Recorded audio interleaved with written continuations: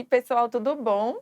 Chegamos agora na segunda aula sobre neoplasias dos ceratinócitos e essas são as doenças que a gente vai abordar nessa aula. Vamos começar falando sobre a ceratose actínica. É uma doença que vem da exposição solar e, clinicamente, a gente vai ter o surgimento de lesões eritematosas e descamativas, sempre em áreas de exposição solar crônica. Histologicamente, então, a ceratose actínica, ela tem 3 critérios principais. O primeiro critério vai ser a displasia, tá? Então ela é uma lesão displásica. Ela é considerada uma lesão pré-neoplásica, porque eu tenho uma alteração nos ceratinócitos que pode evoluir para um carcinoma. Nem sempre, mas pode evoluir. Só que a ceratose actínica, ela vai ter essa alteração displásica apenas em uma parte da epiderme. E qual parte é essa? O terço inferior. Então, ela é uma lesão onde a displasia não ocupa a epiderme como um todo. Então, eu vejo que nessa camada inferior eu vou ter ceratinócitos aumentados, com núcleos aumentados de volume, núcleos mais hipercromáticos. Veja esses ceratinócitos da camada basal, como eles estão com o núcleo mais roxo, eles estão com o núcleo mais aumentado. E uma outra coisa que eu noto é a perda da polarização desses ceratinócitos. Então, lembra da epiderme normal, onde eu tenho bem bonitinho a camada basal, depois eu tenho uma camada espinhosa, a camada granulosa, né? Aqui na ceratose actínica eu vou ter essas camadas, mas elas ficam mais bagunçadas.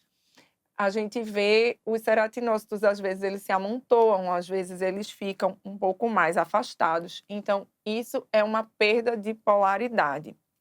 Então, aqui eu vejo que o terço inferior da epiderme, ele está, além de mais bagunçado, as células elas estão mais atípicas.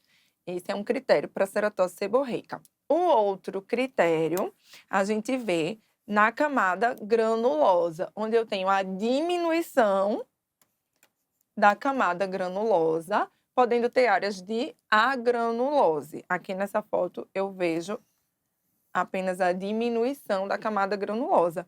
E o terceiro critério importantíssimo para a ceratose actínica é a hiperceratose paraceratótica. Então, veja que, além da camada córnea estar mais espessada, mais compacta, eu tenho a presença de núcleos, que é o que caracteriza a paraceratose. Uma dica para a ceratose actínica é o que a gente chama padrão rosa e roxo da camada córnea. Por quê? Porque o folículo piloso, a região do folículo piloso, ela é protegida das alterações da ceratose actínica, tá? Então eu não vejo, né, aqui eu tenho o folículo piloso, eu não vou ver a atipia de ceratinócitos nessa região, e o folículo piloso vai ter uma queratinização normal em cesta de basquete, que é uma queratina mais roxinha, tá? Então, do lado do folículo piloso, eu vou ter a alteração da ceratose actínica, com a camada córnea mais rosa e mais paraceratótica. Do outro lado do folículo piloso, eu também vou ter. Então, aqui, o padrão rosa e roxo é caracterizado dessa forma, né? Ao lado do folículo piloso, a camada córnea é rosa, no folículo piloso ela é roxa, depois ela fica rosa. Quando tiver um outro folículo piloso, ela fica roxinha de novo e fica nesse padrão alternado roxo e rosa. Eu tenho algumas variantes de ceratose actínica também. Então, eu posso ter uma ceratose actínica onde, além daquelas alterações que eu falei para vocês, eu tenho também um infiltrado inflamatório liquenoide, que é um infiltrado inflamatório linfocitário em faixa na camada basal, na derme superficial, agredindo a camada basal da epiderme, com vacuolização, necrose de ceratinócitos.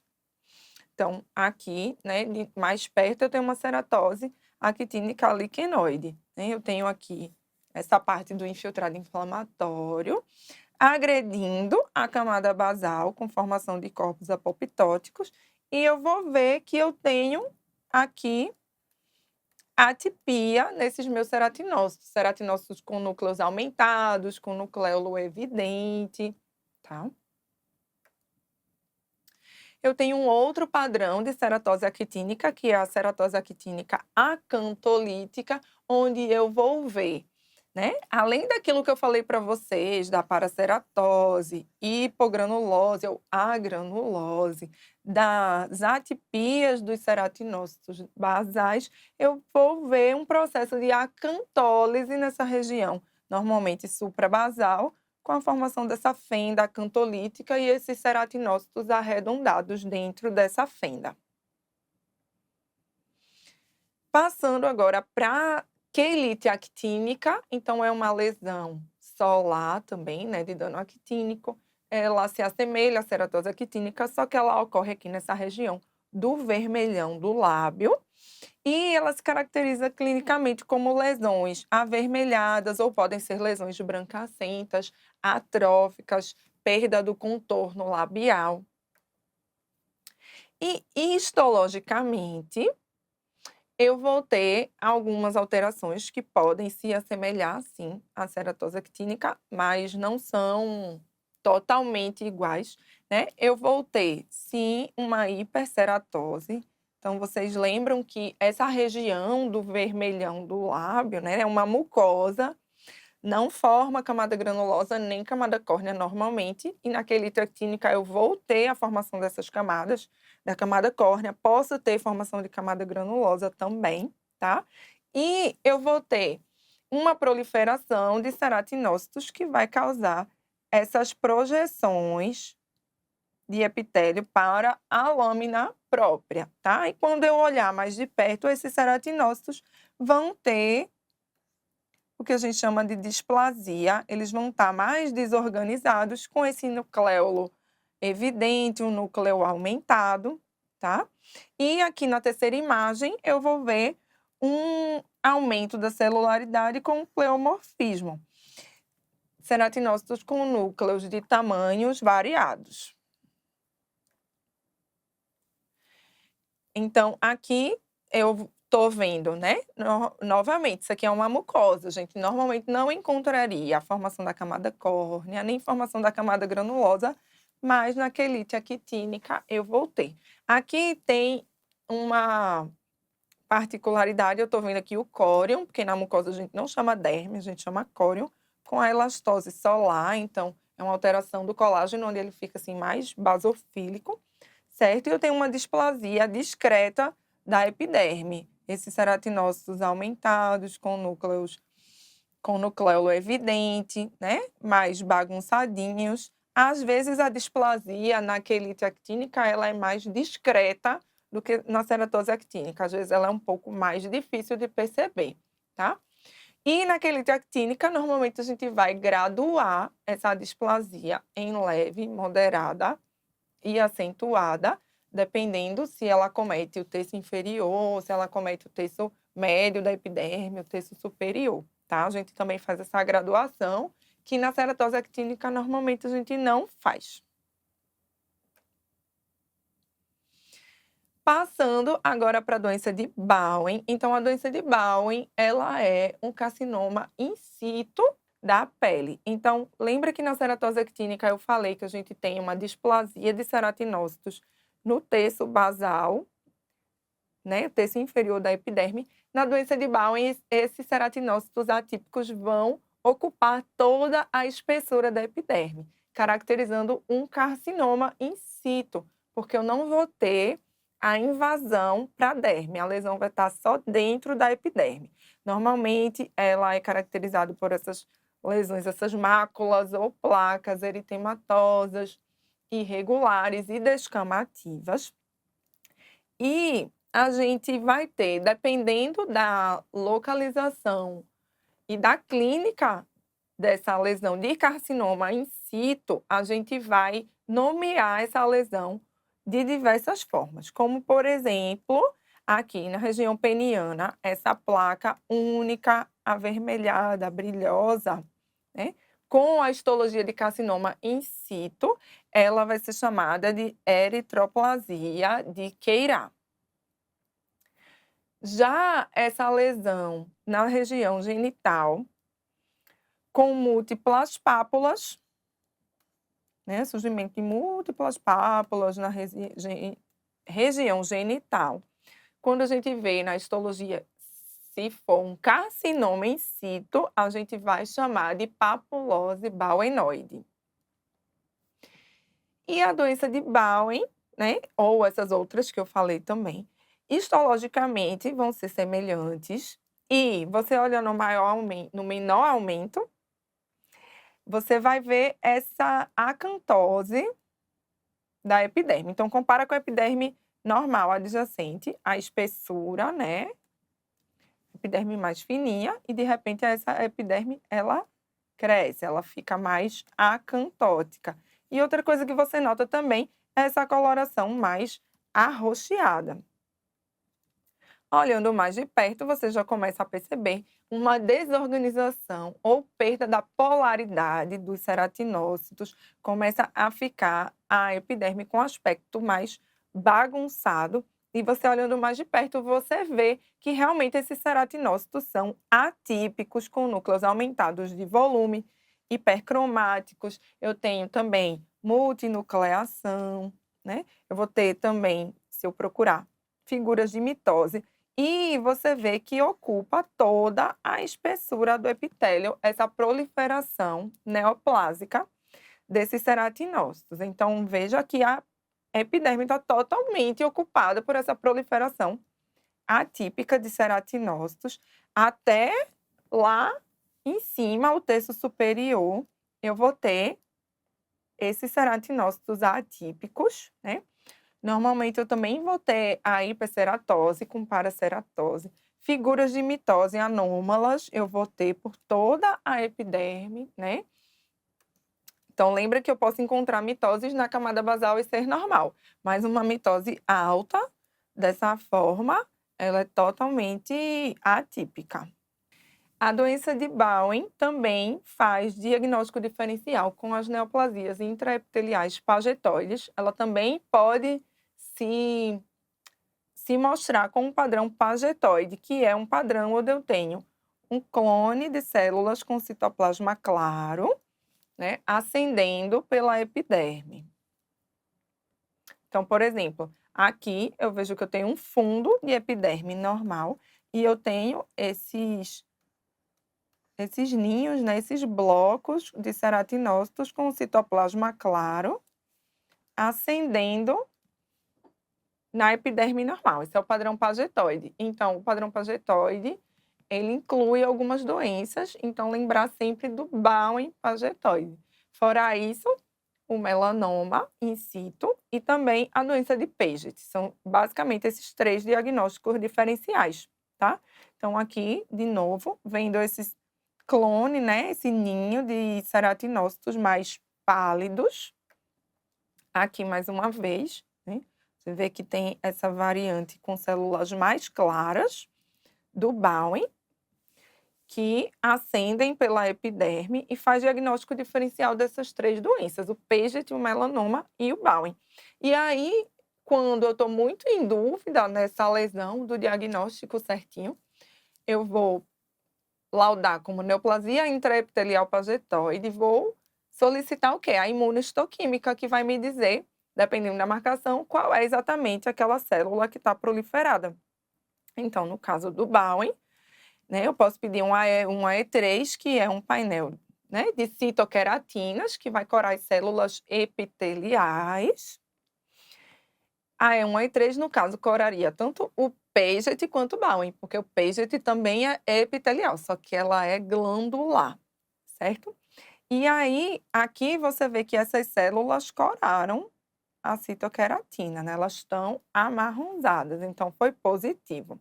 E aí, para fazer um diagnóstico diferencial com o Paget, aqui a gente pediu o CEA, que é um marcador para o epitélio glandular, então veja que ele apenas foi positivo aqui no ducto écrino, né, no acrociríngeo. E nas células neoplásicas aqui ele foi negativo.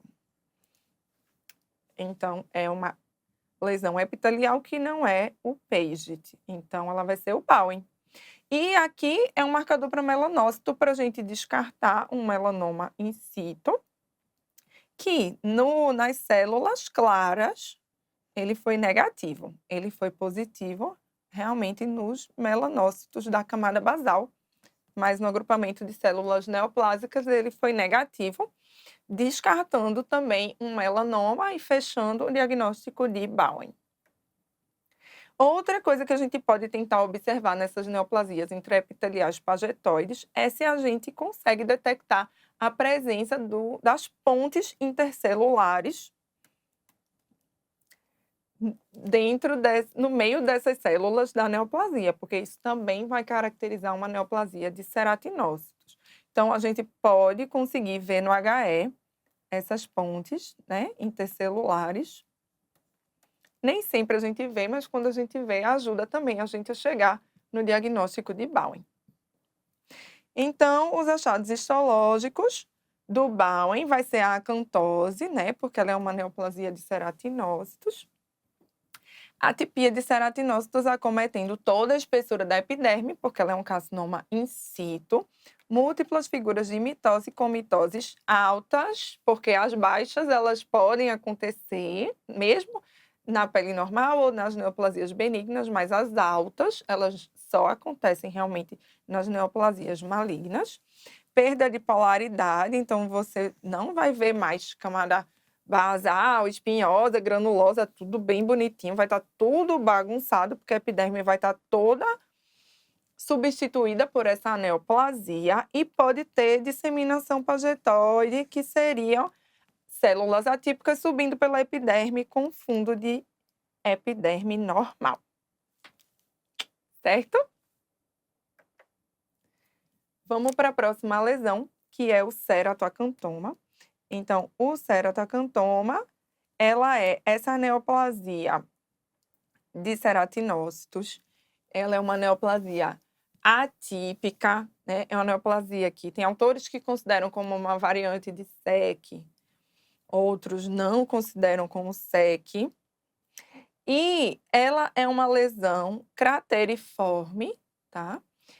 Com um centro cheio de queratina. Então, ela parece uma cratera com um centro cheio de queratina. Aqui a gente vê a macroscopia da lesão e a microscopia. Então, o epitélio da lesão, você vê que a lesão ela é exofítica e aí ela tem uma parte endofítica, tá? Onde ela desce, depois ela sobe.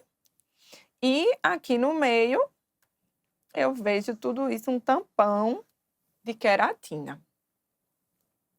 Né? Então, eu tenho essa lesão com essas bordinhas elevadas, né? Às vezes ela tem um aspecto perolado que lembra o CBC e tem essa região central mais deprimida, né? Aqui também eu tenho essa lesão elevada com essa área mais queratótica central. E histologicamente, eu vou ver, sim, uma proliferação de ceratinócitos, onde começa na epiderme, começa a formar uns blocos infiltrativos na derme. Essa lesão faz um diagnóstico diferencial com carcinoma espinocelular. E é um diagnóstico diferencial bem importante, às vezes é bem difícil de diferenciar os dois, mas tem alguns critérios que ajudam a gente. Então, vejam aqui, eu tenho uma pele, uma epiderme normal, né, que faz essa borda da cratera, e aí eu tenho essa invaginação, essa formação de blocos de ceratinócitos que infiltram aqui a derme, tá? Normalmente, essa infiltração, ela não vai passar do nível da derme profunda da glândula écrina, né? As glândulas écrinas vão ficar aqui embaixo, normalmente não ultrapassa aqui para o tecido celular subcutâneo, tá? E aí, a gente vê que tem essa queratina aqui no meio. Um dos critérios que ajuda a gente a diferenciar do SEC seria observar a borda da cratera, se eu tenho a presença de carcinoma in situ ou não. No ceratoacantoma, eu não tenho carcinoma in situ na borda da cratera. No SEC, normalmente eu tenho, tá? O outro critério que eu falei é esse nível de infiltração. O queratocantoma não atinge o tecido adiposo subcutâneo e o SEC pode atingir, sim. A atipia de ceratinócitos é uma coisa que pode acontecer tanto no ceratocantoma quanto no SEC, né? Então, é um critério que é difícil de avaliar, mas dependendo da atipia, se for uma atipia muito exagerada, eu vou puxando para o carcinoma espinocelular. Outra coisa é que o ceratocantoma ela é uma lesão que pode regredir sozinha. E aí, quando ela começa a regredir, eu tenho infiltrado inflamatório e fibrose cicatricial na base da lesão, que é também um critério diagnóstico que pode me ajudar no diferencial com o carcinoma espinocelular. Então, olhando aqui nessa foto, eu vejo esses blocos, né, que vão infiltrando a derme aqui embaixo, essa lesão com centro queratótico. A atipia de ceratinócitos pode acontecer no ceratocantoma, então veja esses ceratinócitos aqui como são feios, né? O núcleo aumentado, o núcleo grande, núcleo hipercromático. Então, realmente é uma lesão que pode ser bastante atípica, tá? Esses blocos aqui, novamente, blocos de ceratinócitos infiltrativos na derme, podendo ter atipia. E aí, essa lesão pode regredir só, como eu falei para vocês. Quando ela começa a regredir, eu começo a formar essa fibrose cicatricial, ou seja, essa paralelização do colágeno aqui embaixo, né? Esses blocos, eles vão começar a desaparecer e essa lesão ela vai começar a retificar e ela vai subindo, tá? Então, dependendo do estágio da biópsia que vocês fizerem, se a lesão já estiver regredindo, eu vou encontrar às vezes mais o componente fibrótico ali da derme do que realmente a proliferação de blocos de ceratinócitos. Então, aqui uma lesão que já está no processo de regressão. Então, veja que eu já tenho aqui a fibrose cicatricial na derme, o infiltrado inflamatório, né? E essa lesão, ela ainda está com a conformação crateriforme, mas ela já, inclusive, já perdeu aquela característica daqueles blocos, né, infiltrativos aqui na derme, que essa lesão deveria possuir. Esses blocos, eles já foram substituídos pela fibrose cicatricial aqui embaixo, né, e a lesão, ela tá regredindo. Então, aqui só para a gente fixar quais são os achados do ceratocantoma. Então, uma lesão crateriforme, ela é exo e endofítica, ela tem aquele padrão exofítico e endofítico, e ela tem um tampão central de queratina, formada por lóbulos infiltrativos de epitélio escamoso bem diferenciado. Bem diferenciado, eu quero dizer que parece com o epitélio escamoso normal, né? Você vê aquele que você olha, vê queratinização, vê que são ceratinócitos. Tem presença de atipia e de figuras de mitose. O crescimento ele é limitado até a glândula écrina, então, como eu falei, se você vê uma lesão infiltrativa lá para o subcutâneo, você já vai puxando para o carcinoma espinocelular. E ela pode ter infiltrado inflamatório e fibrose cicatricial quando ela começa a regredir. Passando agora para o carcinoma espinocelular, né? Normalmente ela é uma lesão que se mostra como uma pápula ou um nódulo eritematoso, que pode ulcerar, né? Aquela úlcera que não cicatriza em áreas expostas à luz solar. A gente liga o alerta para um SEC. E ela é uma neoplasia de ceratinócitos, né? Uma neoplasia maligna de ceratinócitos. Então, ela vai surgir na epiderme, né? Primeiro como um carcinoma in situ, depois vai invadir a derme. Quando ela invade, normalmente os blocos eles tendem a queratinizar mais, né? Quanto mais bem diferenciado, mais queratina a gente vai encontrar naquela lesão. A gente vai ver. Então, aqui a gente consegue ver os blocos infiltrativos de ceratinócitos na derme. Normalmente, a derme reage à presença daquela neoplasia, fica mais fibrótica, que é o que a gente chama de desmoplasia. A gente vai ver atipia celular, né, nesses ceratinócitos, aumentados de volume, com o núcleo irregular, mais hipercromático, nucleolo proeminente. Quanto mais bem diferenciado ele for, mais é aquela que você vai olhar e vai dizer: isso é uma neoplasia de ceratinócitos, parece com ceratinócito normal. Queratiniza, faz queratina, né? Então, quando você olha aqui essa imagem, você já vê que essas células, elas queratinizam, o citoplasma dela tem essa cor eosinofílica, né? A gente pode até ver entre um ceratinócito e outro as pontes intercelulares. Então, esse seria um exemplo de um SEC bem diferenciado. E aí, a gente pode já ter um SEC um pouco menos diferenciado, que é quando tem menos queratinização. Então, por exemplo, se você olhar nessa área aqui da lesão, né, você vê células com menos citoplasma menos eosinofílico, menos queratina, né? Aqui esse bloco, né, se a lesão fosse toda assim, seria um SEC bem diferenciado. Já nessa outra parte da lesão, ele já seria um SEC moderadamente diferenciado. E a gente classifica normalmente para o pior, né? Para a parte menos diferenciada. Quando a gente encontra aquele componente, a gente acaba puxando toda a lesão para aquela classificação. E aqui, né, se eu olhar só essa parte de baixo, por exemplo, ficaria até difícil de falar que isso é um carcinoma espinocelular, porque eu não vejo as características do ceratinócito normal, né? Eu não vejo aquele citoplasma amplo, eosinofílico. São células que estão mais descoesas, né? Tipo, umas das outras, elas já estão mais soltas. Então, aqui, nessa parte da lesão, seria um SEC pouco diferenciado, né? O que nessa imagem dá uma dica para a gente que é um carcinoma espinocelular é esse bloquinho aqui de cima, que já lembra mais o SEC, mas essa parte aqui de baixo, ele é totalmente pouco diferenciado. Nesse tipo de lesão, se a gente não encontrar mesmo queratinização, que a gente tenha a segurança de falar que é um carcinoma espinocelular, a gente vai precisar indicar a imunohistoquímica para ajudar a gente nesse diagnóstico.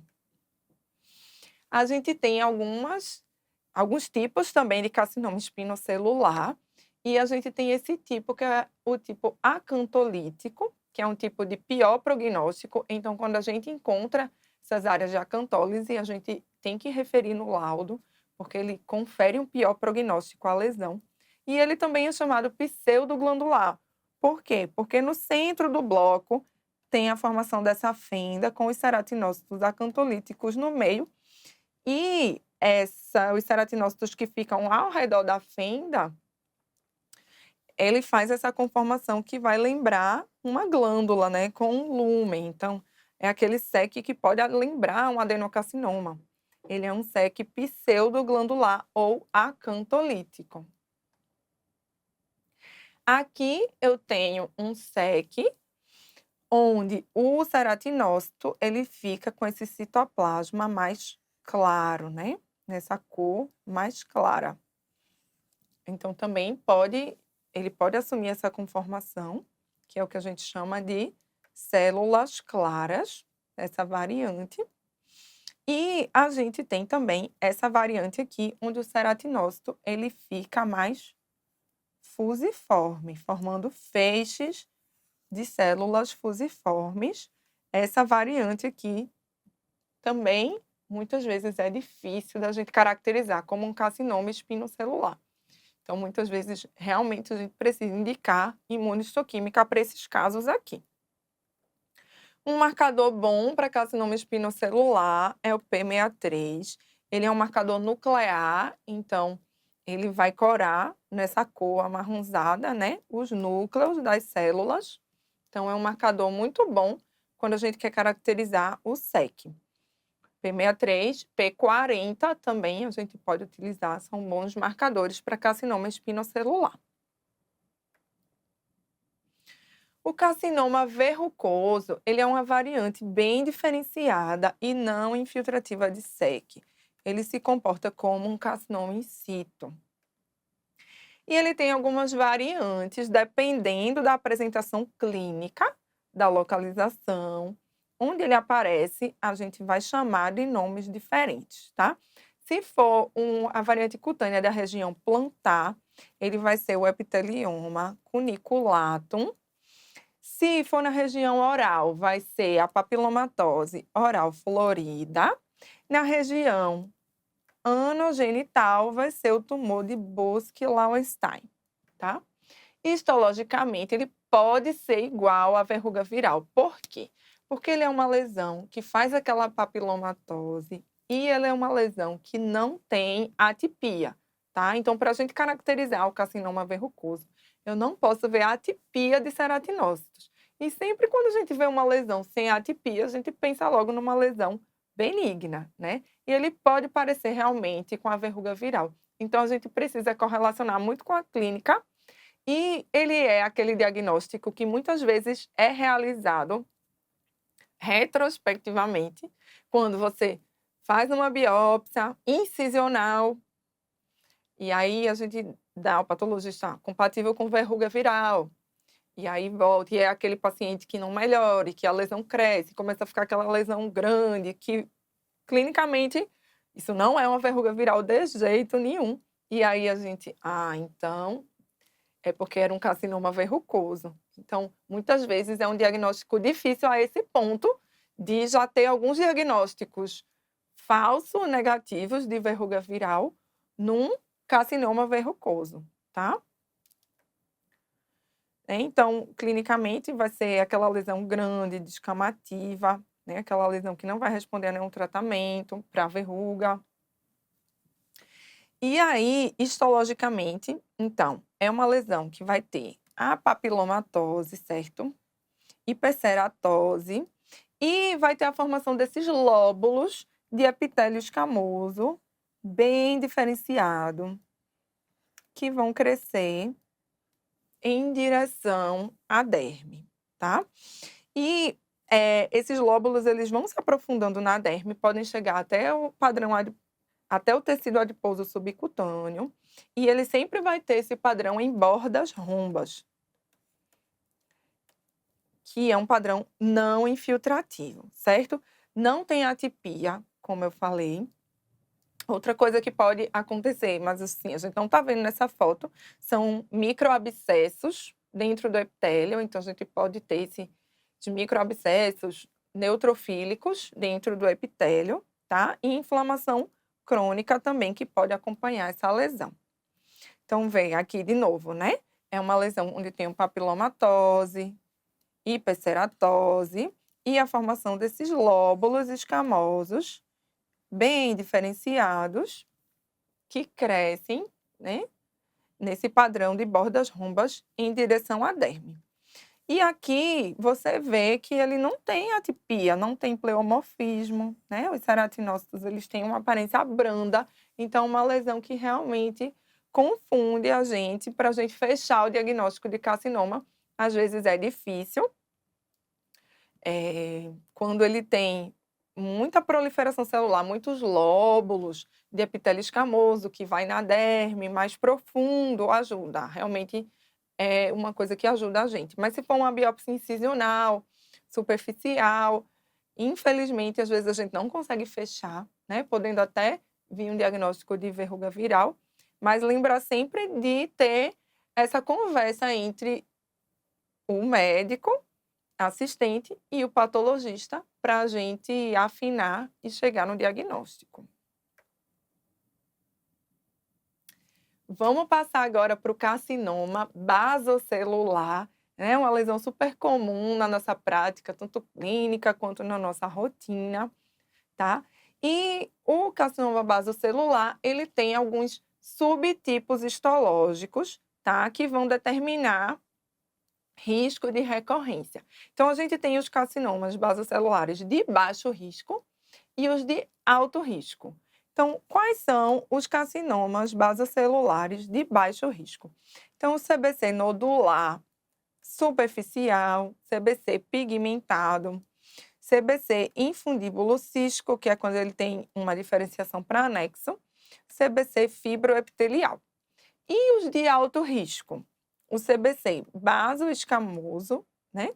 Carcinoma basoescamoso ou CBC metatípico, o esclerosante ou morfeiforme, né? Ou esclerodermiforme, CBC infiltrativo com diferenciação sarcomatoide e o CBC micronodular. Então, é muito importante no laudo o patologista dar o padrão de infiltração, se ele é nodular, se ele é infiltrativo. Isso é uma informação importante para prognóstico do paciente.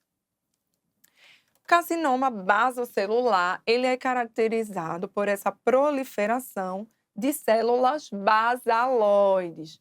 Que são células basaloides, são células que têm pouco citoplasma e mais núcleo, conferindo esse aspecto mais arroxeado à célula.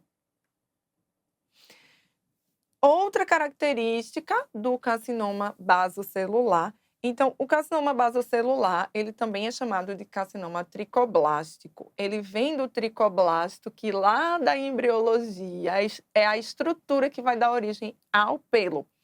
E nessa estrutura eu tenho células colunares lado a lado, que é o que eu chamo de paliçada nuclear, tá? Então, o carcinoma basocelular tem essa característica do tricoblasto, que é a formação de uma paliçada nuclear na periferia do bloco neoplásico.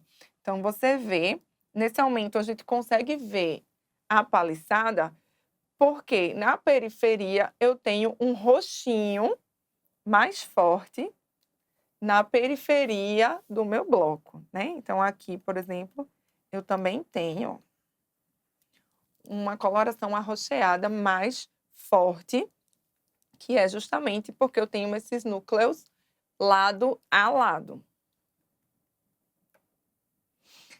Aqui a gente consegue ver melhor a paliçada, né? O núcleo mais colunar, lado a lado. E outra característica do CBC é que ele faz um estroma diferente ao redor do bloco neoplásico. O estroma do CBC, ele é mixoide, tá? Ele é um estroma que fica mais frouxo e com mucina, que é essa substânciazinha azulzinha, tá?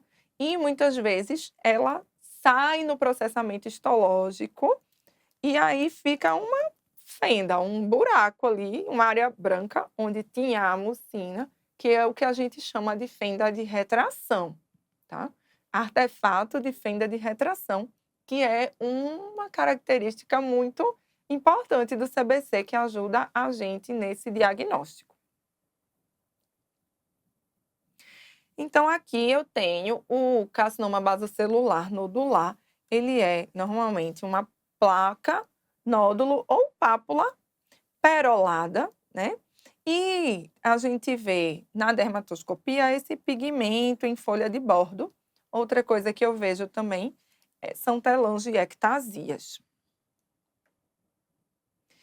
E histologicamente, eu vou ver a formação desses blocos de células basaloides, né? Com paliçada periférica nuclear, ou seja, essa área mais roxinha na periferia do bloco, e com essas áreas de fendas de retração, ou seja, lugares onde estava a mucina que foi retirada no processamento histológico. Aqui, novamente, então eu vejo, né? É uma lesão que sai, normalmente ela sai da epiderme, né? Embora eu possa ver lesões sem contato com a epiderme, tá? Mas normalmente eu vejo esse contato. E o carcinoma basocelular nodular, ele tem uma característica de crescimento, que é um crescimento expansivo. Ele não é infiltrativo.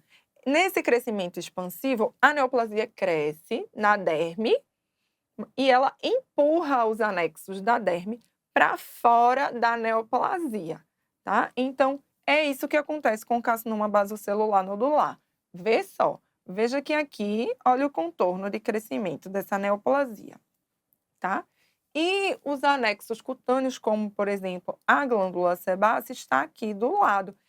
Ela foi rechaçada pela neoplasia. Isso é o que caracteriza um crescimento expansivo do carcinoma basocelular nodular. Fora isso, aqui eu também estou vendo a paliçada nuclear periférica, certo? E aqui eu vejo o estroma mixoide, que poderia não estar aqui e eu ver apenas uma fenda, que é o que a gente chama de fenda de retração. Mais uma vez, um carcinoma basocelular, aqui expansivo, né? Você pode ver que aqui o anexo, ó, que é a glândula sebácea, ele está para fora da neoplasia. Eu vejo estroma mixoide, paliçada periférica de núcleos, células basaloides. Olha aqui, tem o estroma mixoide, né? Esse aqui, todas as características. E o carcinoma basocelular, ele pode ser pigmentado quando eu tenho presença de pigmento melânico na neoplasia. Aqui eu tenho mais um exemplo de CBC nodular, o crescimento expansivo. Ele aqui já é mais profundo, né? Você vê que aqui eu já tenho tecido celular subcutâneo. E aqui mais um exemplo para a gente visualizar bem o crescimento expansivo. Então, vê que a neoplasia, ela expande, né? A derme, todos os anexos, eles estão aqui embaixo.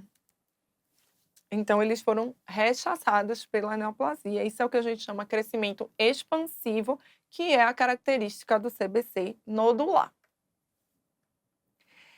O CBC superficial, então, ela é uma lesão onde eu tenho uma mácula ou uma placa, né, mal delimitada, eritematosa, descamativa, faz um diagnóstico diferencial importante com doença de Bowen. E os blocos do CBC superficial, eles vão ser semelhantes aos blocos do CBC nodular, só que eles vão estar conectados com a epiderme.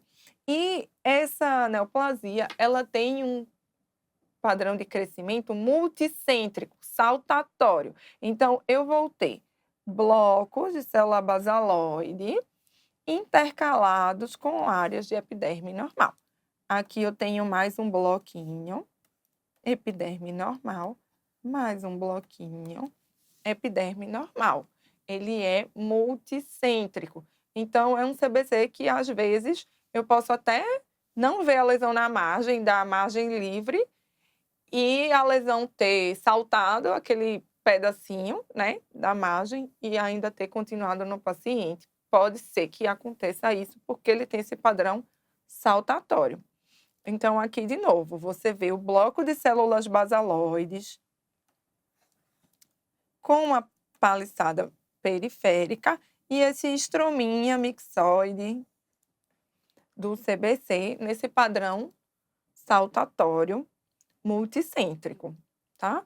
Então, aqui, ó, tem uma fenda de retração que ajuda, né, nesse diagnóstico de CBC. O bloco de célula basaloide conectado à epiderme. Aqui eu tenho mais um, mais um, mais um, mais um. Esse é o CBC superficial. O carcinoma basocelular micronodular é um tipo de CBC infiltrativo, né? Então, é uma lesão que infiltra em pequenos blocos a derme, macroscopicamente. É uma lesão difícil de ser delimitada, ele não forma aquela pálpulazinha elevadinha do CBC nodular, né? Ele tem um crescimento mais irregular, ele infiltra para baixo. Às vezes você não delimita muito bem ele na macroscopia, na cirurgia pode ser difícil e precisa muitas vezes fazer uma cirurgia micrográfica para ir analisando as margens aos poucos, porque ela é uma lesão difícil e meio chatinha de tratar. Por quê? Porque ele vai formando esses bloquinhos de células que vão infiltrando a derme, permeando os anexos cutâneos e ele vai-se embora. Infiltra o tecido subcutâneo, ele pode ir-se embora infiltrando ali e ser difícil de delimitar cirurgicamente. Então, o micronodular, ele vai formando esses blocos ou cordões dessas células basaloides com paliçada nuclear periférica, que vai infiltrando a derme e os anexos.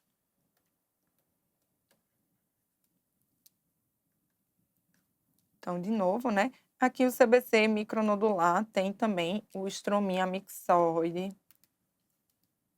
E eles vai-se embora com esse padrão infiltrativo dele, tá?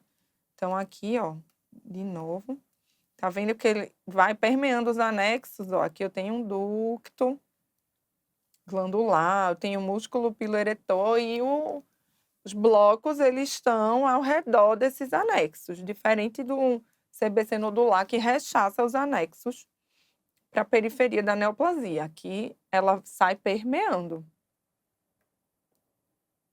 A gente tem uma variante adenoide do carcinoma basocelular, que é quando no meio do bloco eu tenho essa degeneração cística.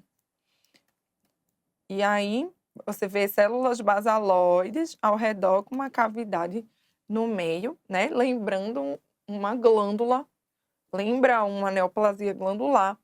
É uma variante adenoide do carcinoma basocelular. E aí, dentro dessa cavidade, eu vou ver a mucina, tá? Eu tenho também uma variante chamada fibroepitelioma de Pincus, onde eu tenho a formação dessas traves anastomosantes que partem da epiderme em direção à derme, né? Ó, aqui eu tenho um crescimento partindo da epiderme e ela vem em direção à derme e se anastomosam. E eu vou ter um estroma conjuntivo mais fibroso também acompanhando essa neoplasia, que é o fibroepitelioma de Pincus. Então, aqui, novamente, em diversos pontos da epiderme, começam a partir essas traves anastomosantes, né? Elas infiltram a derme e se anastomosam umas às outras.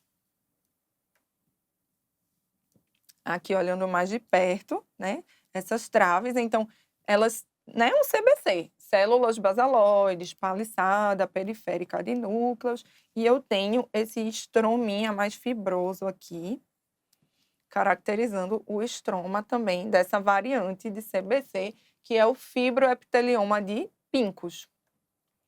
Eu posso ter também uma diferenciação anexial no carcinoma basocelular. Aqui, por exemplo, eu tenho uma diferenciação matricial, semelhante à matriz do pelo, com essas células basaloides aqui, e a formação dessa queratina com a presença de células fantasmas, né? Vultos de células. Isso é uma diferenciação matricial. Pode acontecer no CBC.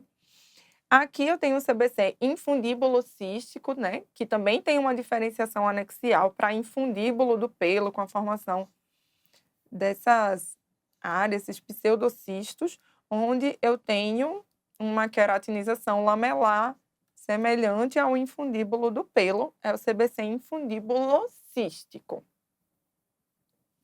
Aqui eu tenho um CBC com diferenciação sebácea, onde, além das células basaloides, eu vou ter também esses sebócitos, células da glândula sebácea também pode acontecer no CBC. O carcinoma basocelular esclerodermiforme também é um CBC de alto risco de recorrência, né? É uma lesão onde eu tenho aquele estroma fibroso. É uma lesão que pode ser semelhante a uma cicatriz na clínica, uma lesão difícil de delimitar, também às vezes difícil de retirar cirurgicamente, porque ele é um CBC infiltrativo. O estroma, ele vai ser bem colagenizado, tá?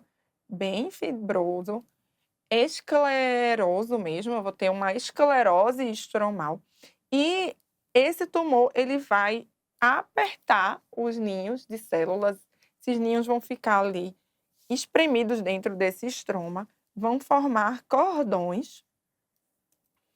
E esses cordões vão ser infiltrativos também. O CBC esclerodermiforme, ele tem 2 diagnósticos diferenciais importantes, tá? Que são o tricoepitelioma desmoplásico e o carcinoma anexial microcístico. A gente vai ver essas neoplasias ao longo do curso, mas eu já vou falando porque vocês já vão memorizando. São neoplasias onde eu tenho cordões de células basaloides em estroma fibroso, tá? Em estroma esclerótico. Então, essas 3 neoplasias fazem diagnóstico diferencial entre si. Importante ressaltar que o CBC esclerodermiforme não faz um estroma mixoide, tá? O estroma dele é esclerótico. O estroma mixoide, artefatos de fenda de retração, eles não estão presentes no carcinoma basocelular esclerodermiforme. Então, aqui, mostrando de novo esse estroma esclerótico com a formação desses cordões de células basaloides infiltrativos. Aqui, de novo, né, esse estroma bem fibrótico com esses cordões de células basaloides. E a gente tem também o carcinoma basocelular metatípico ou carcinoma basoescamoso, onde eu vou ter a combinação de um componente de carcinoma basocelular com um componente de carcinoma espinocelular, tá? Então, eu vou ter o carcinoma basocelular junto com o componente escamoso maligno. Isso que caracteriza o basoescamoso. Importante ressaltar que esse componente escamoso, ele realmente é maligno, ele é um componente de SEC. Por quê? Porque o CBC, ele pode se queratinizar em algumas áreas, tá? Eu também tenho um baso mais queratótico.